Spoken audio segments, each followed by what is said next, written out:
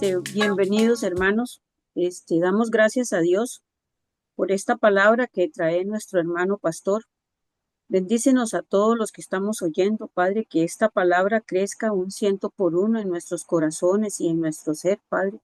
Gracias, Señor, por el privilegio y la oportunidad que nos has dado el día de hoy para poder compartir tu santa palabra, Señor. Te damos gracias, Padre, Señor. Bendice a cada hermano mío que está ahorita, Señor, para recibir esta gran enseñanza, Señor. Te damos gracias, Señor, porque tú ves todas las cosas, Señor, en el nombre del Padre, del Hijo y el Espíritu Santo. Amén. Amén. Gracias, gracias, muchas gracias. Bueno, pues bienvenidos a esta nueva ciclo de enseñanza. Vamos a estar en la carta a los Corintios. De verdad que han escogido un buen estudio. Eh, Como maestro, pues uno es muy bendecido al estudiar a profundidad lo que la palabra de Dios dice. Y la verdad es que entre uno más estudia, se da cuenta de lo inspirada que es la palabra. Solo Dios mismo, a través del Espíritu Santo, usando santos hombres de Dios, escribió estas cosas. Tan puntuales, tan exactas, es la voz de Dios hablándonos a nosotros. Yo espero que con este estudio Dios nos hable, Dios sea enaltecido, Dios sea glorificado, y que nuestro caminar en Cristo pues sea más fructífero, sea más santificado. Eh, la primera carta a los Corintios es una carta que Pablo escribe pues desde Éfeso, como ya vamos a ver, pero que trae consigo pues unas enseñanzas maravillosas. Desde ya le digo que sería bueno que cada semana leyeras el libro de Primera de Corintios, que la leas como tu lectura normal. Entre más se lee, más detalles salen a la luz. Y para empezar, pues quisiera decirles que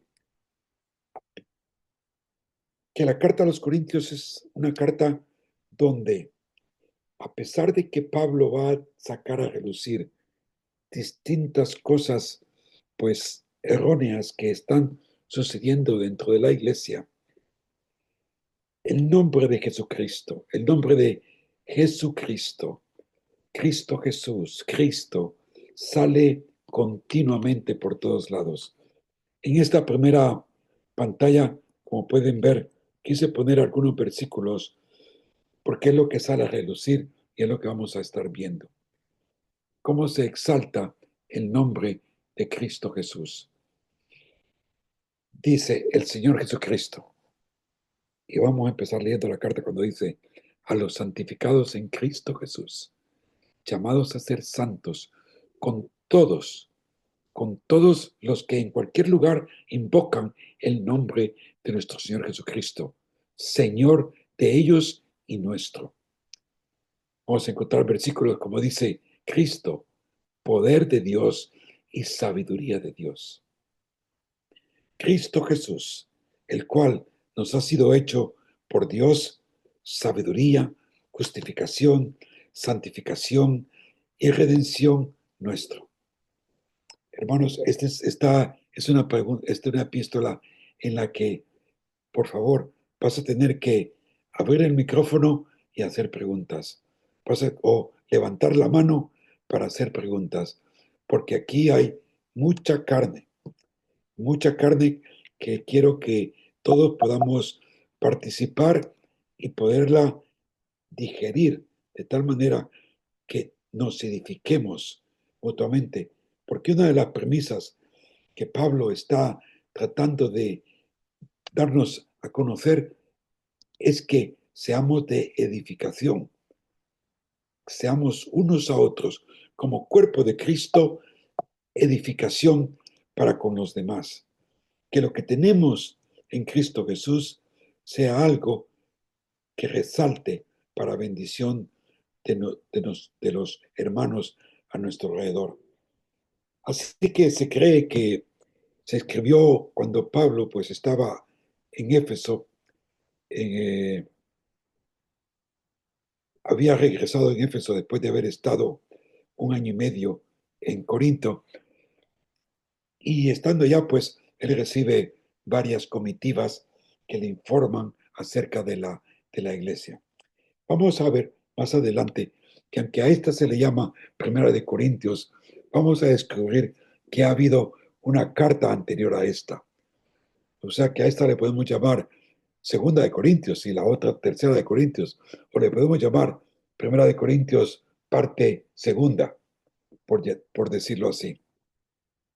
El año 57 después de Cristo.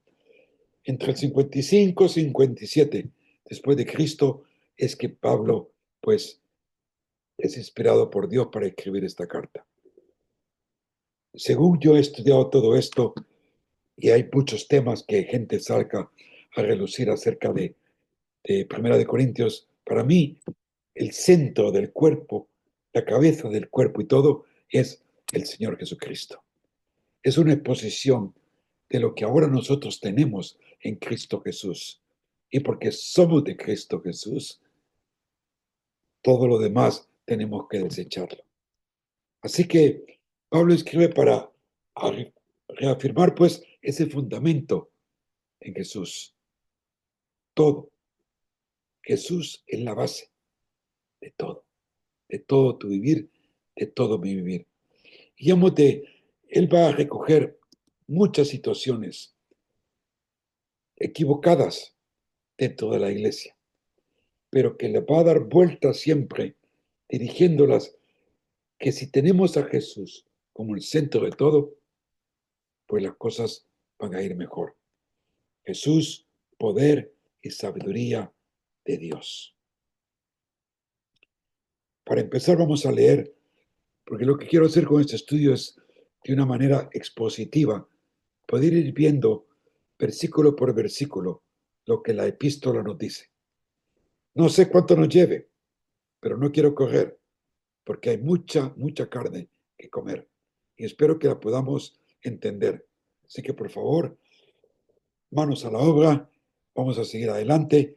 Y aquí tenemos Pablo, dice la epístola para empezar, llamado a ser apóstol de Jesucristo por la voluntad de Dios, y el hermano Sóstenes, a la iglesia de Dios que está en Corinto, a los santificados en Cristo Jesús, llamados a ser santos, con todos los que en cualquier lugar invoquen el nombre de nuestro Señor Jesucristo, de ellos y nuestro. Gracia y paz a vosotros, de Dios nuestro Padre y del Señor Jesucristo.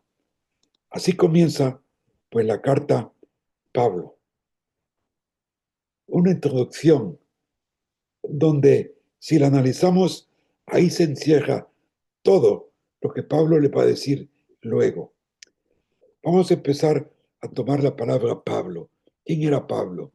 Sabemos que fue un fariseo, conocedor de la ley, perseguidor de la iglesia, quien conoció a Jesucristo de manera milagrosa en el camino de Damasco, según Hechos capítulo 9.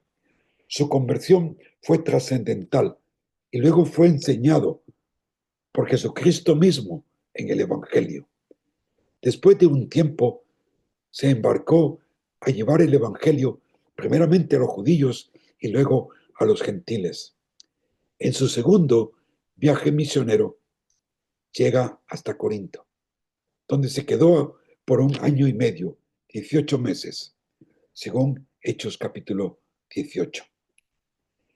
En primer lugar, se apegó a Aquila y Priscila. Ellos eran hacedores de tiendas, judíos que habían llegado de Roma. Y como Pablo, ya saben, ¿no? Sabía un poco también de ese negocio y tenía que vivir de alguna manera, pues se quedó con ellos.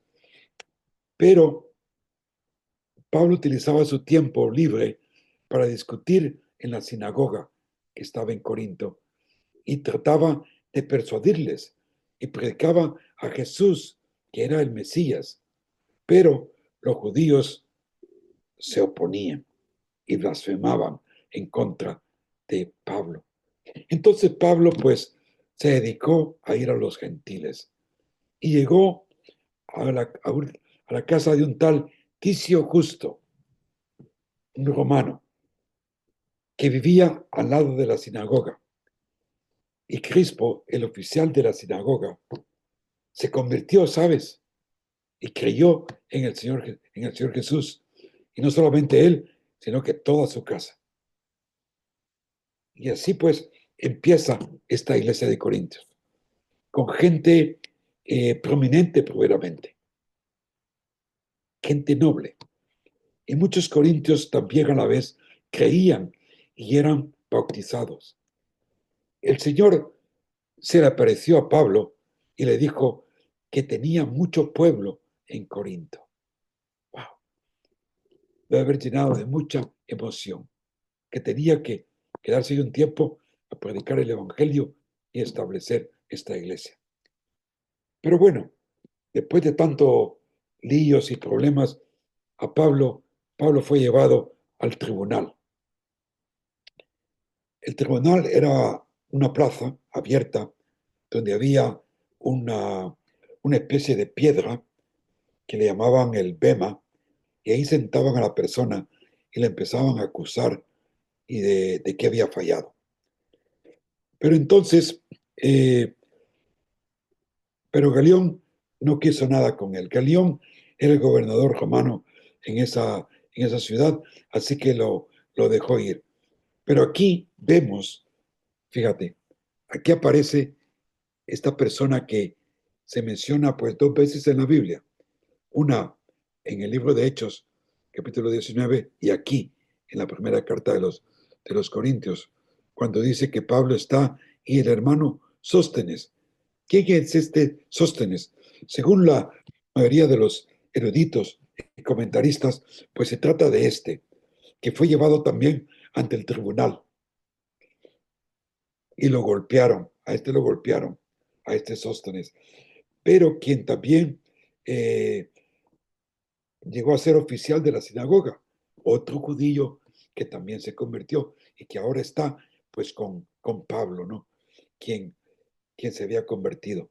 Y esta es la persona a la cual Pablo hace caso omiso, hace caso de mencionarlo en esta carta cuando se hace la introducción de ella. Entonces, Pablo escribió esta carta desde Éfeso, alrededor del año 57. El tema principal, pues, como lo vamos a ir desglosando, es el mismo Señor Jesucristo. Pablo se ve motivado a discutir temas tales como la unidad en la iglesia, un caso ilícito y moral, la vida en santidad y el servicio de los demás, el matrimonio, el matrimonio, eh, perdón que me he saltado aquí, el matrimonio, la cena del Señor y vamos a hablar también acerca de las, los dones espirituales, el amor, vamos a hablar acerca de la resurrección de Cristo y espero que sea pues de grande bendición para todos.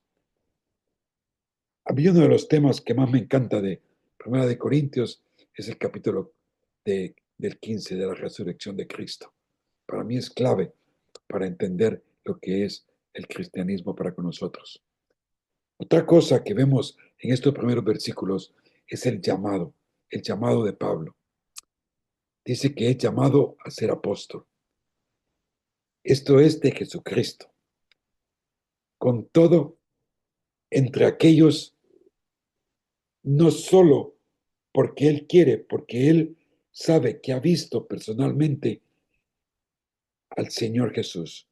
Una de las cualidades para ser uno de esos 12 apóstoles era haber visto a Jesús en persona.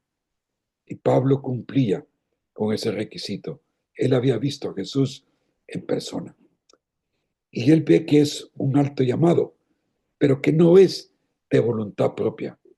No es porque digo, oh, yo quiero ser apóstol, como cualquiera puede decir, oh, yo quiero ser pastor, oh, yo quiero ser diácono, o yo quiero esto. No, es totalmente por la voluntad de Dios. Así lo tenía Dios establecido. Y Pablo hacía nada más que obedecer. Dios es quien tiene que llamar. Y este lema, pues, lo comparto con ustedes. Si Dios no te llama a una labor, por favor, no te metas. No te metas. El caso más claro es muchos le gustaría ser pastores, pero el pastor no es un querer ser, es un llamado de Dios. Y lo único que te queda por hacer es obedecer.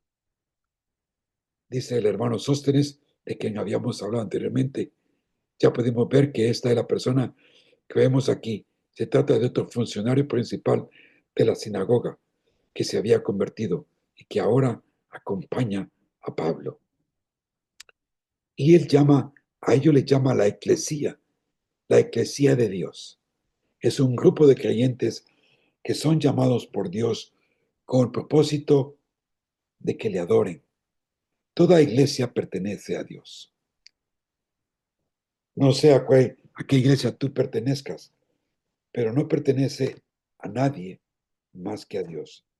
No pertenece a ningún pastor, ni a ningunos diáconos, ni a ninguna familia, no. Pertenece a Dios y nunca a un grupo específico de personas. Como podemos ver, la palabra llamar se usa mucho en estos primeros versículos. Esto nos dice la importancia que es. Dios es el iniciador de todo. Si tú quieres una labor, algo por Dios, no lo busques tú mismo. Es Dios que va a iniciar en ti el deseo de hacer algo. Porque Él es el que te ayuda a ejecutar su obra. Esto me hace recordar que fuera de Él nada podemos hacer. Muy bien, pues esto es esta primera parte de Pablo, Sóstenes su llamado. Ahora vamos a llegar a esta parte muy importante que es la ciudad de Corinto. La ciudad de Corinto. Como pueden ver aquí en el mapa que lo tengo acá, nos vamos a ubicar en esta parte sur del mapa. Esta parte sur del mapa es la que se le llama la península del Peloponeso. Esta parte sur, Peloponeso.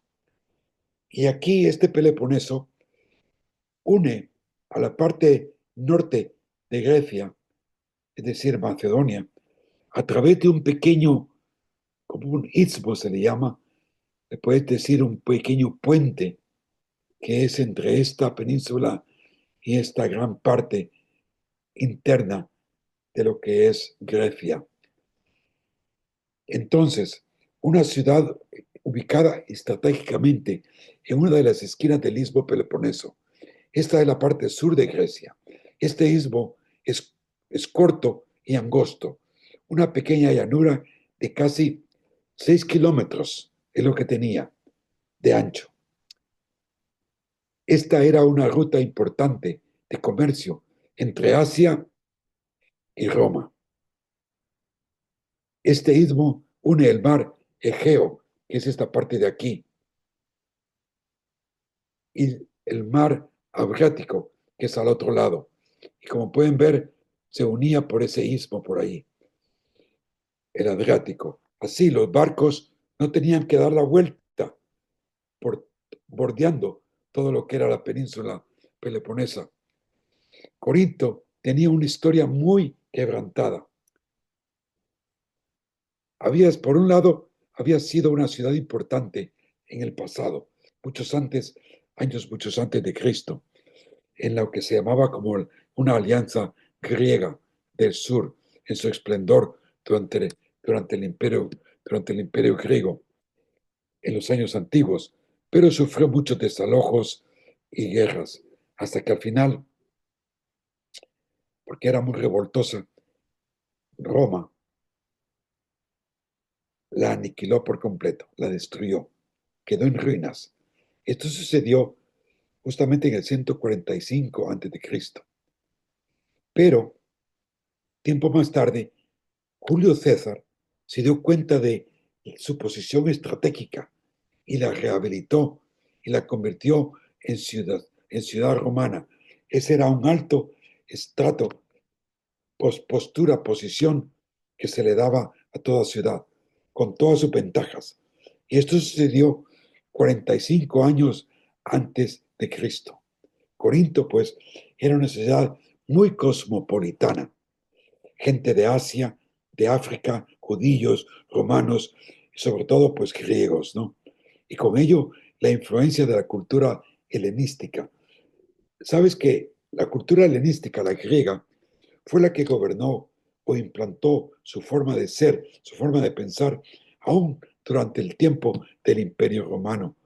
Toda la educación, la cultura, la oratoria, la filosofía, la sabiduría griega era la que imperaba en este lugar.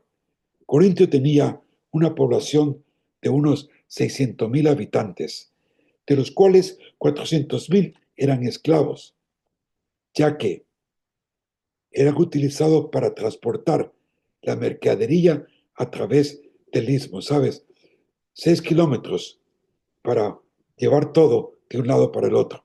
Se utilizaba, por supuesto, muchos, muchos esclavos. Corinto también era un centro religioso que reunía religiones del este y del oeste. Ahí se mezclaba la alta cultura griega, el helenismo, en todo esplendor filosófico, oratoria, sabiduría.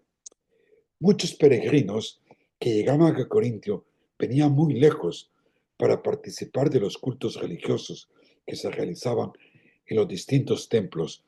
Según leía, había por lo menos 25 templos diferentes. Entre ellos está el de Artemisa.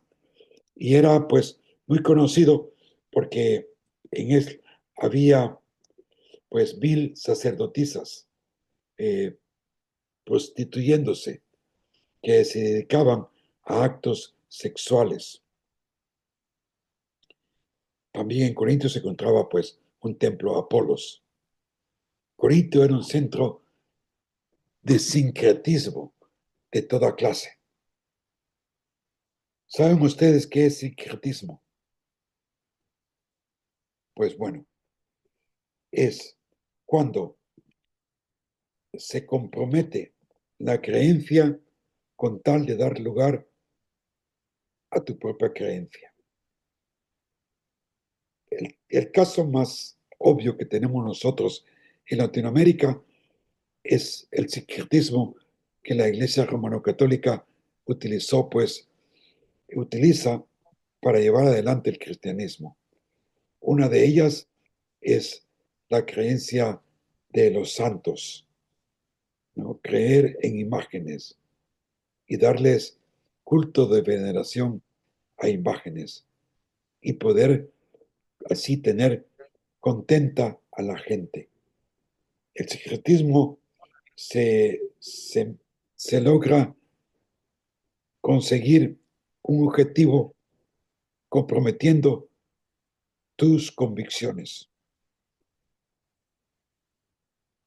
Si tú quieres que pues crean en Jesucristo, pues hazles imágenes y a través de las imágenes pues van a creer en ello, porque la gente siempre busca de adorar algo físico, una estatua.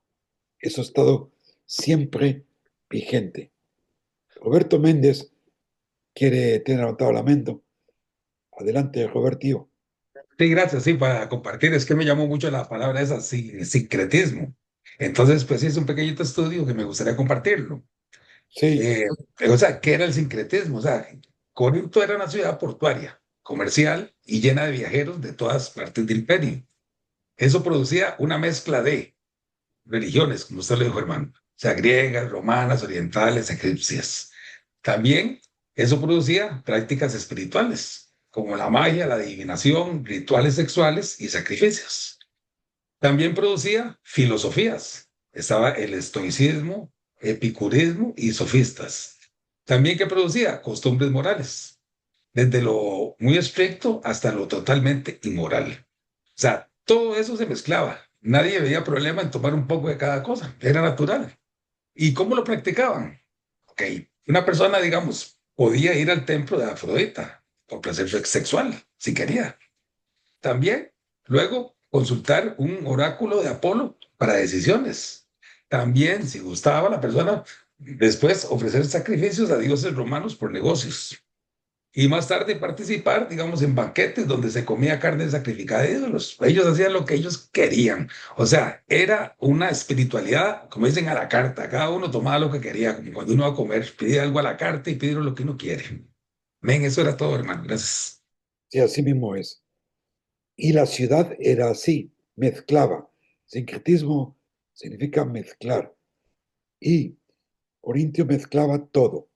Los de Oriente, de Occidente, de África, de la que venía del norte, de todo. Ahí era un libertinaje al 100%, sino al 1000%. Fíjate que no solamente era una ciudad comercial, eh, portuaria, sino que también religiosa, pero también de deportes. Yo no sé por qué siempre los deportes están metidos con las cosas que son sincretistas. Aquí se celebraban los campeonatos istmicos, que eran segundos solo de los campeonatos olímpicos del Olimpia, más al norte de Atenas, ¿verdad? Que está el Monte Olimpos, donde se celebraban pues muchas carreras, maratones, había mucha cuestión de atletismo, de todo tipo, ¿no? Como lo conocemos hoy día los Juegos Olímpicos. Corintio era pues una segunda, solo después de Olimpo. Corinto la podemos identificar hoy día pues como una Ámsterdam. No sé si el señor permite alguna vez ir a Ámsterdam, ¿no?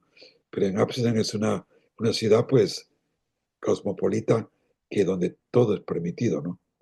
La droga es permitida, las prostitutas están en vitrinas, eh, se camina por las calles y hay todo tipo de cosas ilícitas, homosexuales por todos lados. Es algo atroz.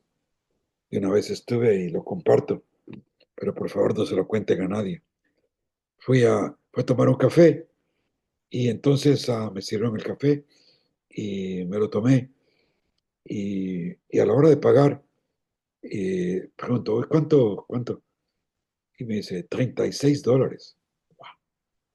Digo, bueno, eso me pasa de tonto, ¿por qué me pongo a tomar café en un lugar donde no conozco, no? Y tuve que pagar por un café $36. Bueno, y me fui y todo, rápido salí y todo.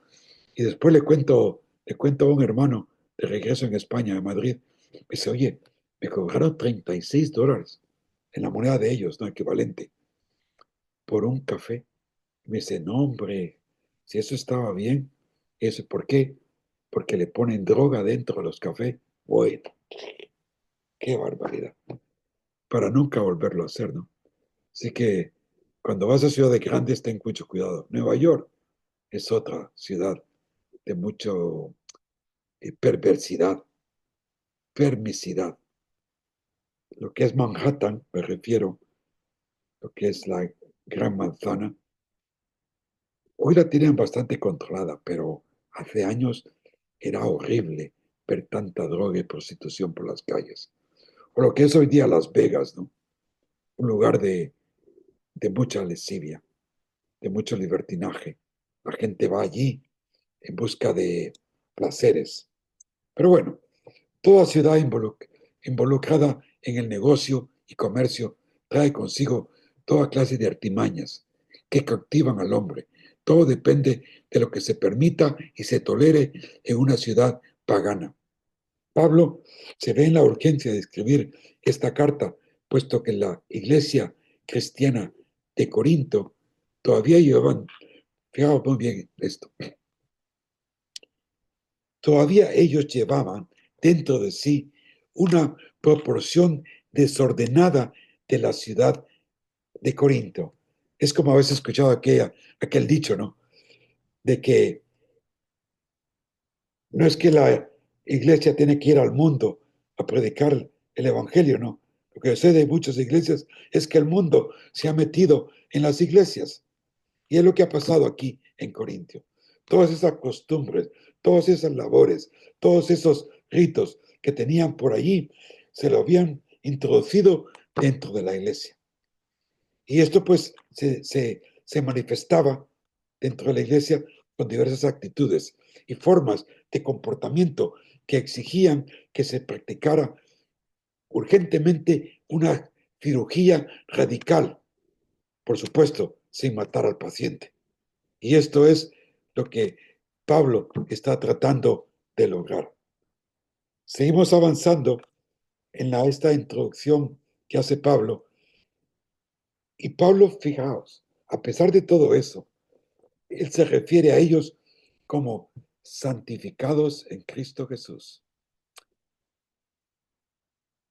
Por lo consiguiente, aquí nos encontramos con los creyentes que han llegado a conocer al Señor Jesucristo por medio de la proclamación del Evangelio. Y es por eso que Pablo los comienza identificando como santificados, es decir, llamados a ser diferentes, a separarse de las cosas del mundo para dar culto al Dios verdadero. Han sido separados de, santificados. Eso significa apartados de lo que son las cosas mundanas para adorar a Dios. Y no solamente les dice santificados en Cristo Jesús, sino que también les dice a ellos llamados, ahí vuelve a salir la palabra llamar, llamados a ser santos. Aquí la palabra de nuevo, llamado, sale de nuevo, como que es algo de Dios. Y aquí se enfatiza una palabra que es predominantemente, se refiere a Dios, porque solamente Dios es santo. Pues solo Dios es santo, totalmente ausente de cualquier impureza. Por lo contrario, lleno de esplendor. Qué gran llamado, ¿no? ¿Cómo puede ser esto? Que a ti y a mí se nos puede llamar santo. Con una generación que ha sido perturbada. Hablamos de los corintios. Ellos han sido perturbados con todo tipo de impureza, pero que ahora han de caminar en santidad. Nosotros hemos sido salvados de todos tipos de cosas inmundas, impuras. ¿Y por qué es que se nos puede llamar santos? Porque si hemos aceptado a Cristo en nuestro corazón, ahora el santo de Israel vive con nosotros. Y porque Él es santo, a nosotros se nos puede llamar santos. Aquí mismo dice, sigue con esta introducción, y Pablo, pues, su saludo predilecto, ¿no? Gracia y paz de Dios Padre y del Señor Jesucristo. Quiero que empieces a ver que Cristo, que el Señor Jesucristo, Pablo lo menciona y lo menciona 1000 veces. De nuevo, en toda la carta Pablo va a hacer referencia a Jesucristo, así como a Dios Padre, como dador de la gracia y paz. No puede haber paz sin antes haber recibido gracia. La gracia, la gracia de Dios es su favor inmerecido, que nos salva de nuestro mal caminar y trae a nosotros la paz con Dios. Y con ello, todo el bienestar. Una nota interesante es que los judíos, cuando se saludan, dicen Shalom, Shalom Adonai, Shalom Adonai. O sea que es paz, la paz de Dios. Pero Pablo ahora introduce el término y aquí empieza a introducir muchas cosas, pero sobre todo Haris, que es gracia. El poder de Dios en acción que trae a nuestras vidas salvación y nos permite hoy día caminar una vida cristiana que agrade a Dios. Y Pablo une estas dos facetas del saludo en el nombre de Cristo Jesús, haciendo un puente perfecto y de deseo para con los creyentes. Qué hermoso, ¿no? Poder saludar a los demás con gracia y paz de parte de Dios y del Señor Jesucristo. Muy fuerte. Y luego dice, les empieza a hablar ahora en esta segunda etapa del saludo, donde vamos a ver la gracia de Dios que nos ha enriquecido en Cristo Jesús. Versículo 4, pues, de esta carta del capítulo 1 dice, gracias doy a mi Dios siempre por vosotros, por la gracia de Dios que os fue dada en Cristo Jesús, porque en todas las cosas fuisteis enriquecidos en Él, en toda palabra y en toda ciencia, así como el testimonio acerca de Cristo ha sido confirmado en vosotros, de tal manera que no os falta ningún don. Es decir, tenéis todos los dones. No hay nada que te haga falta. Has sido totalmente enriquecido en Cristo Jesús. Y en todo esto, dice, empieza a tirar otro tema que lo vamos a tratar mucho en el futuro, esperando la manifestación de nuestro Señor Jesucristo, el cual también os confirmará. O sea que así como os había conformado dándoles tantos dones, Él en un futuro también los confirmará hasta el fin. ¿Con el fin de qué? Para que seamos perfectos, irreprensibles, sin mancha, santos, en el día de nuestro Señor Jesucristo. No importa lo que estemos pasando, no importa por dónde vayamos, Dios nos ha prometido sostenernos, confirmarnos, porque fiel es Él hasta el día de nuestro Señor Jesucristo. ¿Qué día será ese? Ya lo veremos más adelante. Y todo esto en nuestro Señor Jesucristo. Y luego dice, de repente, fiel es Dios, por lo cual fuisteis llamados en la coinonía con su Hijo Jesucristo, nuestro Señor. ¿Te das cuenta cómo Jesucristo sale a relucir una y otra vez? Así que Pablo da gracias por la gracia que les fue dada. La verdad que Pablo muestra su sentir de gozo al ver cómo Dios había bendecido a la iglesia en Corinto. La nueva vida en Cristo iba acompañada de toda palabra y de toda ciencia. Es decir, todo lo que podían expresar, todo lo que podían sentir, lo tenían, se los había dado Cristo, una cosa totalmente nueva. Ya no necesitaban de apoyarse en las cosas del pasado, en la sabiduría humana. El testimonio de Cristo, pues, confirmado. Aquí Pablo hace referencia a que ellos fueron participantes del testimonio de Cristo, con todo tipo de hechos y señales. El Evangelio fue confirmado entre ellos. Ellos fueron partícipes de la maravillosa gracia de Dios, manifestada según como Dios les dio a conocer. Más adelante vamos a ver que todo judío pide por señales y el griego pide por conocimiento, sabiduría. Y en todo eso Dios se manifestó con sabiduría y con señales para que muchos se convirtieran al cristianismo.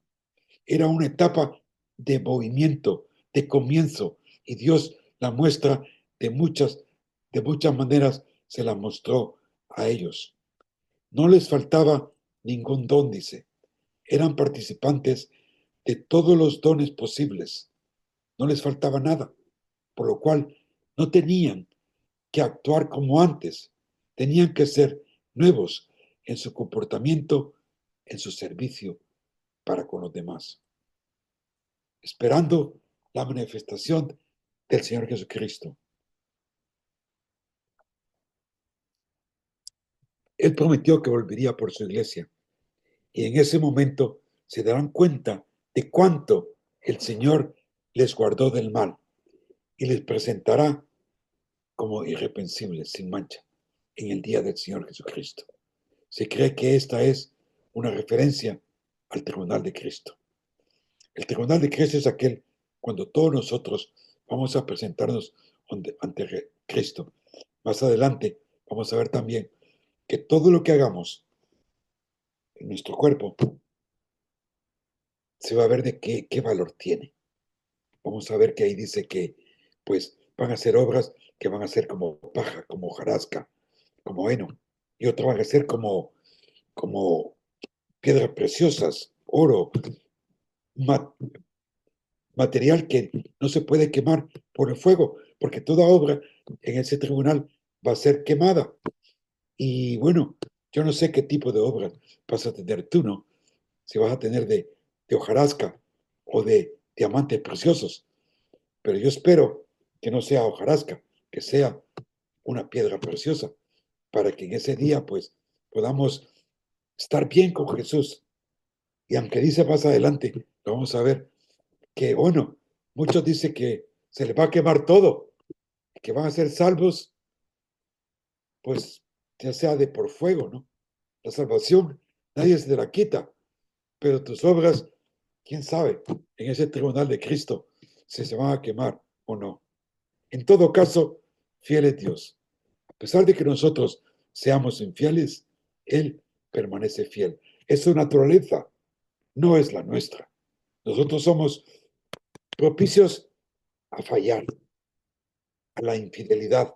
Dios no. Dios es fiel a Él mismo, a su nombre y a sus promesas. Él no puede negarse a sí mismo, según pues, segunda de Timoteo 2:13. La comunión en Cristo, en Jesucristo. El compañerismo es compartir, es participar, es formar parte de un grupo. En este caso, coinonía es tan especial porque nos permite compartir juntamente con Jesucristo, no al lado de, no, en grupo, en piña, unidos con Cristo Jesús, en todas sus riquezas, como parte del llamado de Dios. Qué hermoso, ¿no? Seguimos adelante con nuestra epístola y vamos por el versículo 10 del capítulo 1. ¿Qué tal, hermanos? ¿Cómo están? ¿Alguna pregunta hasta aquí? ¿Algún otro comentario como el de Roberto? ¿Algo que no te haya quedado claro? ¿Quiere que profundice más? Si tienes ese tipo de preguntas, no te sientas intimidado. Estamos en confianza. Somos el cuerpo de Cristo. Estamos para edificarnos unos a otros. Aquí, Yes, Paola, Patricia. como para, así, para hablar, lo que a mí me ha quedado hasta ahora, ha fluido así una pregunta, ¿qué influye en ti? Yo me preguntaba a sí misma, ¿qué influye en ti? ¿Cristo Jesús o la cultura de la ciudad? Eso es lo que Sí, ¿verdad? me he preguntado y también me he preguntado ¿qué tengo en mi vida? ¿A Cristo o tengo más ideas, pensamientos del mundo? Porque por ahí nos quedan pensamientos del mundo y más vamos por esos pensamientos del mundo que por la palabra que nos trae sanidad, liberación, todas esas cosas se me venía, como Dios dice, ya hemos sido llamados, entonces ahora para que se manifieste la voluntad de Dios sobre la voluntad de Dios en nuestra vida es Sí, ser irreprensible y estar en comunión con Dios. estar en comunión. Eso es Sí, lo es una que pregunta Patricia, que todos tenemos que hacernos, ¿no? ¿Qué tanto de mi vida, pues, permito que sea influenciada por las cosas del mundo, ¿no?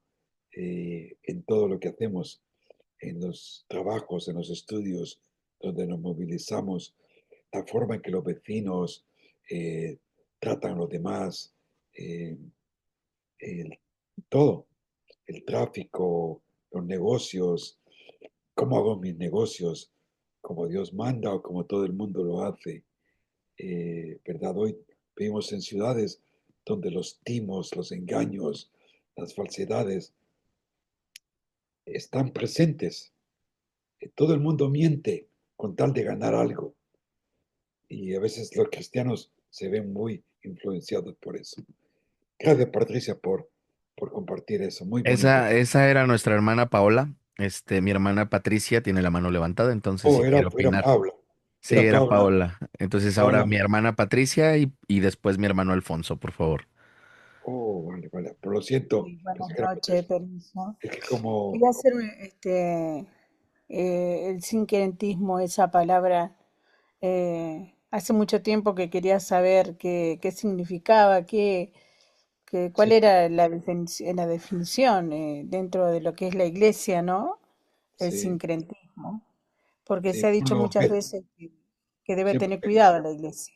mucho cuidado, ten cuidado, mezclar lo, algo pagano con tal de alcanzar un objetivo propio, ¿verdad? Eso es lo que... Mira, tú, Paula, eras de Argentina y tú también, Patricia, eres de Argentina, ¿no? Sí, por el Sí, acento, lo digo. doctor. Sí. Vale, bendiciones muchísimo. Gracias por compartir. Ahora estamos con Alfonso. Buenas noches, Pastor Roberto. Saludos desde Uruapan, Michoacán. Este, con referente a lo que decía mi hermana sobre las culturas, yo creo que cada cultura tiene su propia definición, sus características. Ajá, y ¿por qué no tener esa cultura cristiana, ¿no? Que lejos de apartarnos de Dios, nos acerca más y nos separa del mundo. Ajá, y buscando a nuestro Señor Jesucristo, como bien dice Pablo, ¿no? O sea, iba separando a las personas mundanas de las personas escogidas, y más aquí en Corinto, ¿no? Que pues sí estaba tremendo, ¿no? La situación, así como ahorita en cualquier parte del mundo, como de alguna manera el mundo ha absorbido a todas esas culturas, ¿no? Toda lo mundano, ¿sí? Y entonces yo creo que Dios, con su infinita misericordia y por su gracia, pues nos da a nuestro Señor Jesucristo para irnos separando, ¿no? Todo aquel que en Él cree no se pierda, mas tenga la vida eterna. Sí, Sería un punto de vista. muy bien. Algo que le puedo compartir con respecto a eso, que es muy importante, creo que lo aprendí ya hace muchos años en el seminario, es esto, que el cristianismo en sí es una cultura. Por consiguiente, el cristianismo tiene que ser una contracultura dentro de una cultura, porque vivimos en diferentes ambientes culturales, pero el cristianismo en sí es una contracultura que ha de vivir diferente dentro de esa cultura, ¿verdad? Porque imaginaos que tú vives en una cultura como cristiano, por decirlo así, donde las mujeres llevan velo. ¿Qué vas a hacer? ¿Vas a vivir tu vida cristiana en contra de las leyes culturales o vas a permitir que tu cultura cristiana sea tal de que el velo no signifique nada, sino que lo que signifique es Jesucristo viviendo dentro de ti, irradiando el amor de Cristo por los demás? Si tú te pones velo en Argentina, pues vas a ser criticada. Pues no te lo ponga porque no es parte de la cultura, ¿verdad? Entonces, el cristianismo es una contracultura dentro de otra cultura, que ha de vivirse según los preámbulos, los requisitos, las normas del cristianismo. Bueno, vamos a seguir adelante. Gracias por compartir, Alfonso de Michoacán. Y seguimos. Versículo 10. Esto se pone, mira, esto solo es el comienzo. Corintios se pone, wow, magnífico. Yo lo llevo estudiando ya varios meses y cada vez que lo escucho y lo veo y lo estudio, me emociona. Os ruego, pues, hermanos, por el nombre de nuevo, de nuestro Señor Jesucristo, que habléis todos una misma cosa y que no haya entre vosotros divisiones. Aquí empieza a meter la cuestión del asunto, sino que estéis perfectamente unidos en una misma mente y en un mismo parecer. Porque he sido informado acerca de vosotros, hermanos míos, por los de Cloe, que hay entre vosotros contiendas. Quiero decir que cada uno de vosotros dice, oh, yo soy de Pablo, yo soy de Apolos, y yo de Cefas, y yo de Cristo. ¿Acaso estará dividido Cristo? ¿Fue crucificado Pablo por vosotros o fuiste bautizado en el nombre de Pablo? Doy gracias a Dios que a ninguno de vosotros he bautizado, sino a Crispo y a Gallo, para que ninguno diga que fuiste bautizado en mi nombre. También bauticé a la familia de Estefanas. De los demás, no sé si he bautizado a algún otro. Pues no me envió Cristo a bautizar, sino a predicar el Evangelio, no con sabiduría de palabras, para que no se haga vana la cruz de Cristo. Nuestro Señor Jesucristo, una cosa que vas a ver en este versículo, en este estudio de esta carta, es la primacía de Jesús. En todo lo que Pablo expone, el nombre de Jesucristo se muestra como apoyo principal, ya que si Él es el centro, no tiene razón de tener divisiones. Y es así, pero no es así. En las iglesias hay divisiones. ¿Por qué hay divisiones? Porque todos tienen distintos pareceres. A mí me parece esto, a mí me parece aquello. ¿Sabes que han habido iglesias que se han dividido porque unos hermanos querían las sillas de un estilo y color y otros no? Pues como compraron las del otro estilo, pues nos vamos de la iglesia. No debería de ser así. Dice que hablen lo mismo, y que no haya divisiones. Esta oración es muy directa. El hecho de que en Cristo todos somos uno, porque Él es el centro de todo. Si mantenemos puestos nuestros ojos en Cristo, hacemos su voluntad. Cuando nos apartamos de ello, nos vemos involucrados en nuestro propio parecer y surgen las discusiones. La única manera de hablar lo mismo es hablar de Jesús. Habla de Jesús, de cómo Jesús te bendice y te engrandece. Yo soy de Pablo, de Apolo, de Cefas, de Cristo. Oye, yo sé que esto allá por donde ustedes no sucede, ¿no? Pero por aquí, en algunas iglesias, pues hay. A mí me gusta este pastor, a mí me gusta este predicador. Yo escucho a este predicador. Él sí predica como debe de ser. Este otro no predica bien. Y cada uno forma su propio personaje, ¿no? Según su gusto. Y dice, aquí nos encontramos con grupos simpatizantes de diferentes personas, desde Pablo hasta los más selectos, porque mira, aquí había un grupo que se jactaba, porque esta es jactancia, de que eran de Cristo. Oh, no, yo no soy de Pablo, ni de Apolos, ni de Cefas, yo soy de Cristo, yo soy más espiritual que los demás.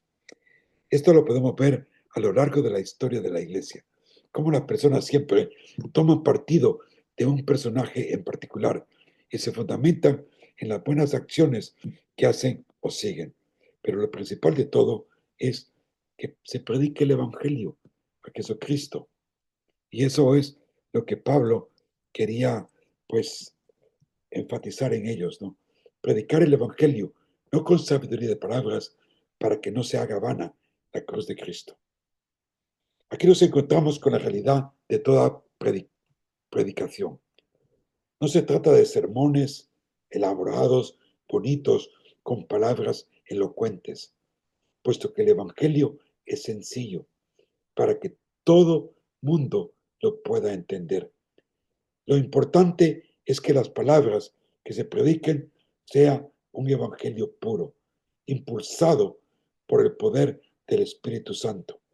El hecho de morir conlleva que algo tiene que dejar de ser para que algo nuevo salga a la vida.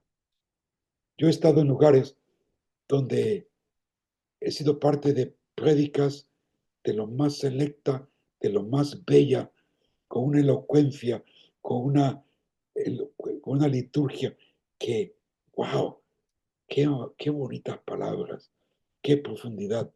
Pero a la misma vez te quedas seco, vacío, todo bonito, pero sin el acompañamiento del Espíritu Santo, que impacte el corazón de los demás.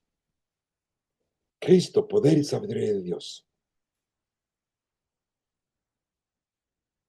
Y esto nos habla del sabio, del escriba, del disputador de este siglo. Voy a saltarme de leer esta parte de las Escrituras para simplemente deshuesarla, como la tengo aquí. Los filósofos, los grandes maestros, los eruditos, Satanás, los demonios, todo aquello que busca de torcer, negar, oscurecer y parar el avance del Evangelio, se muestran inútiles, porque cuando el Evangelio entra en acción, no hay quien lo detenga. Eso lo tienes que tener tú por seguro. No importa dónde te encuentres, el Evangelio va a hacer que todo lo que se oponga salga a relucir. Mira, la semana pasada salí con un grupo a evangelizar en una ciudad grande aquí por el estado de Alabama. Y de repente había pues muchos comercios, tiendas, una barbería. Y de repente uno de los hermanos me dice, mira, le pedí permiso a unos aquí para que nos dejaran entrar a la barbería. ¿Podrías predicar el evangelio ya que nos han dado permiso? Digo, pues por supuesto. Entré y empecé a hablar acerca pues de Jesucristo. Y aquí no tengo mucho tiempo, todo el mundo me está escuchando, no sé quién me quiere prestar atención y quién no. Y fui directamente a todo el grupo que estaba en la peluquería a hablar de Cristo Jesús, de cómo Él vino, que tenía que llegar hasta el punto de morir con el propósito de perdonar, que nosotros podemos ser perdonados de nuestros pecados. Y les dije algo, mira, este era un plan que estaba oculto a Satanás y los demonios. Ellos no sabían del plan de Dios. Porque si lo hubiesen sabido, en vez de lugar de motivar a que Cristo fuera crucificado, lo hubiesen detenido, porque no les convenía. Pero como no lo sabían que el propósito de Dios, impulsaron de que Él fuese muerto en una cruz. Pero que no quedó allí, que resucitó al tercer día. Hoy día, todo aquel que cree que Jesucristo es Señor es salvo. Y de repente tiré, porque nadie me estaba prestando atención. Todos estaban con el teléfono celular, o mirando por otro lado, o el que estaba cortando el pelo. Cuando digo, ¿quién de aquí desea creer y aceptar a Cristo como Señor?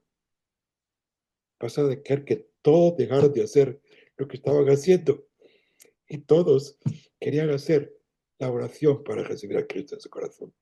Fue algo fenomenal. Por eso, el poder de Dios está en el Evangelio de Cristo Jesús. Nunca te intimides de explicar el Evangelio y de invitar a aquellos a aceptar a Cristo en su corazón. Eso es lo más hermoso que pueda existir. Porque mira, no sé cómo tú te sientes, ¿no? Pero cuando yo leo esto, de que lo necio, lo débil, lo vil, lo menospreciado, lo que no es lo que Dios ha escogido. Pues gloria a Dios.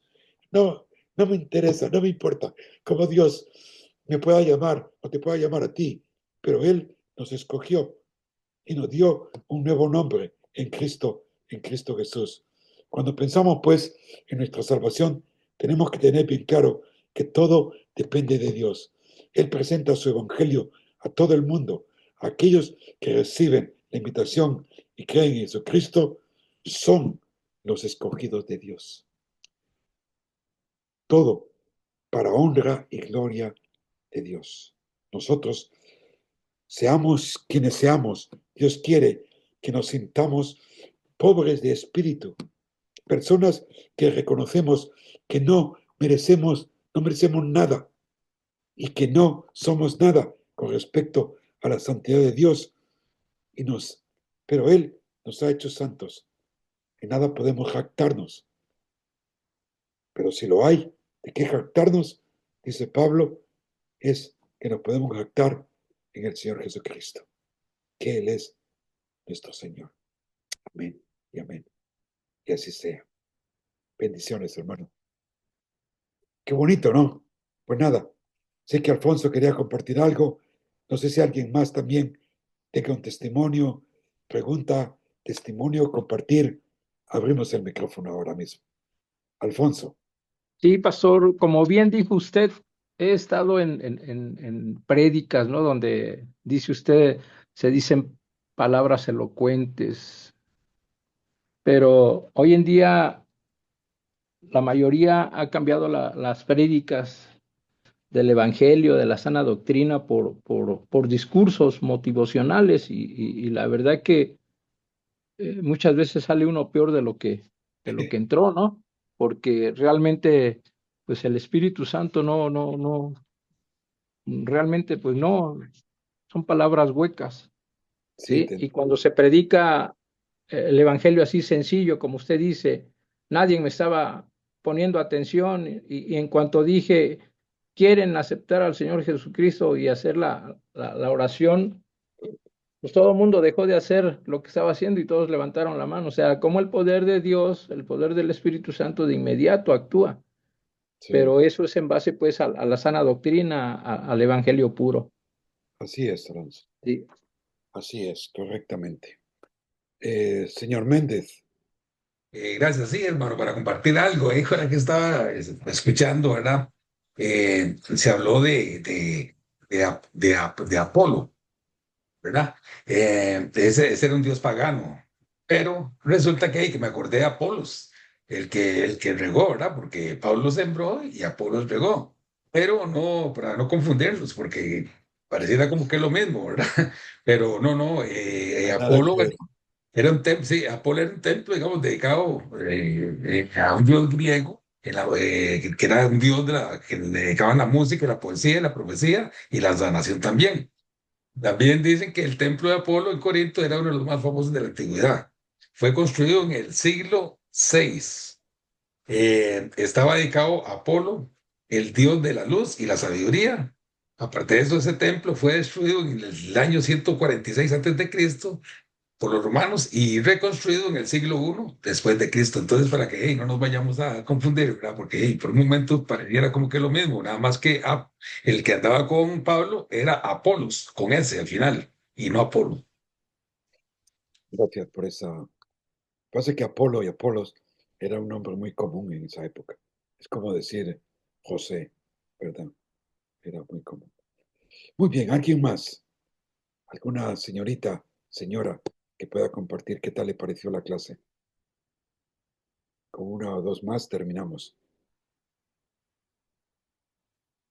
Con toda, pues, con Yo, toda. pastor, Sí, escuchamos. Claudia, adelante. bendiciones, buenas noches. Buenas noches, Que ya Claudia. tarde, venía de todo, pero sí, lo poco que he escuchado y lo que más me había leído, sí, es así. Cuando es motivacional, cuando se mezcla lo que es la psicología y lo que están usando hoy en día en los altares, No sé si sea yo, pero se está totalmente escuchando muy cosas cortado, ¿verdad? Sí, no se te escucha, Claudia. Claudia, Sí, no se te escucha tal bien. vez sí quita el video, tal vez. El micrófono se corta, no puede se te ser, oye. sí. Ahora no sé si puedes. No, ¿verdad? Sí, sin el video tal vez sí pueda. Es el internet que ¿Eh? lo tiene bajo. Ahora sí se Sí, escucha no, bien. Ahora sí. yo sí escucho bien. ¿Me escuchan ahora? Sí, Le decía que lo que yo he podido escuchar, sí, este, el tema de las prédicas cuando son motivacionales, eh, uno sale vacío y al salir vacío de- del lugar donde está, empieza a buscar prédicas, algo que lo llenen, algo que pueda entender más o simplemente agarrar la Biblia y entrar en secreto a estudiarla, porque hoy se está usando mucho la psicología, se está sí. mezclando lo que es la ciencia con lo que es la palabra del Señor. Así es. Y sabemos que la palabra del Señor es absoluta, que no necesita ningún otro ingrediente, que solo es suficiente porque es el poder de Dios. Sí, tiene. Mira, Y uno Claudia, ha siente estado en el que clavo. Ha estado en el clavo. Porque hoy día las prédicas motivacionales, la psicología, se están metiendo tanto que el peligro es este. Mira, Claudia y Alfonso. El peligro no es que se salga vacío. El peligro es que la gente sale llena. Y me explico. Porque son tan buenas esas predicaciones al motivar a los otros a hacer cosas, son tan buenas que utilizan una psicología positivista para creer y creer que sí, que va a ser posible diferentes cosas. Y lo que pasa es que la gente sale, y yo lo llamo como que te has tomado unas 20 Tylenols, unas 20 paracetamoles o acetaminofén, animado, oh, me ha motivado y qué bien estuvo, pero te ha llenado el alma, no el Espíritu de Dios, exactamente, sino que te ha llenado exactamente, por eso tu uno se siente sentimiento, seco. lo que tú has Empieza querido ver, lo que tú has querido oír, la comezón de oído que dice la palabra es lo que has recibido y eso es hojarasca en así es, totalmente paja. cierto. No, al final el espíritu se empobrece. Sí, Y es lo que sucede. Muy bien dicho, Claudia. Muchas gracias por compartirlo. Mateo 28:19. Mateo Mayela, 28:19. Sí. Hola. pastor, bueno, este, algo muy importante es, digamos, en el estudio que estamos viendo hoy, digamos, la primera carta de 1 Corintios, este, que Pablo nos llama, ¿verdad?, a ser obedientes, a ser humildes, digamos, a tener la humildad y el amor por la iglesia, ¿verdad? De realmente de que tenemos que estar unidos en un solo amor, los hermanos y también para los demás, ¿verdad? Tener unidad de espíritu con otros creyentes, ¿verdad? Que somos la iglesia de Cristo. Y sobre referente al llamado, pues que el Señor es el que verdaderamente hace el llamado, ¿verdad? A su apóstol, ¿verdad? Pablo, digamos, el llamado de ser apóstol, ¿verdad? Que usted hablaba también de que, digamos, Pablo hacía nada más que obedecer y que Dios es el que llama y que Dios, si Dios no lo ha llamado a uno por una labor, por él, es mejor, como usted dijo, no te metas. Digamos, hay que ser obedientes y ser con sabiduría y inteligencia si verdaderamente ese llamado, tal vez poderlo hacer y cumplirlo, que sea la voluntad de Dios, ¿verdad? Eso Así es. es lo que yo le queda a uno Sí. muy claro que verdaderamente y que sin él nosotros no podemos hacer nada, ¿verdad? Todo Y es con él, todo ser él primero, segundo él y todo solo ser él, ¿verdad? Pero sí, me gustó mucho porque, digamos, es muy importante, digamos, ser obediente a Cristo y procurar la unidad, ¿verdad? la Ujú. unidad y la humildad y el amor entre todas las iglesias. Amén. Gracias por compartir eso. Pues hermanos, ha sido un placer poder comenzar de nuevo con esta pues enseñanza. Los espero a todos, a cada uno de ustedes y a muchos más la próxima semana y que nos sigamos gozando en Cristo Jesús. Ahora pues nos van a despedir en adoración, ¿verdad? Adelante. La hermana Paola, si nos despide en oración.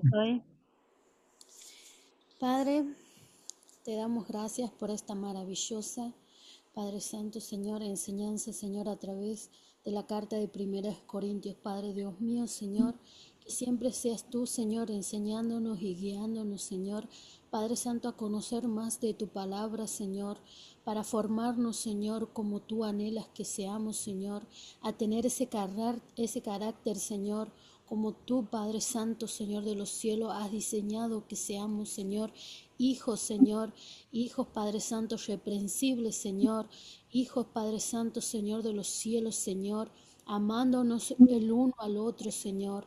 Padre Dios mío, te entregamos, Señor, esta clase, Señor, para gloriarnos, Señor, en tu nombre, Señor, en tu poder y en tu gloria, Padre Santo, Señor, que hoy hemos aprendido, Padre Santo, a dejar de ser necios y a ser más humildes en tu palabra, Señor. En el nombre del Padre, del Hijo y del Espíritu Santo. Amén y amén. Amén y amén.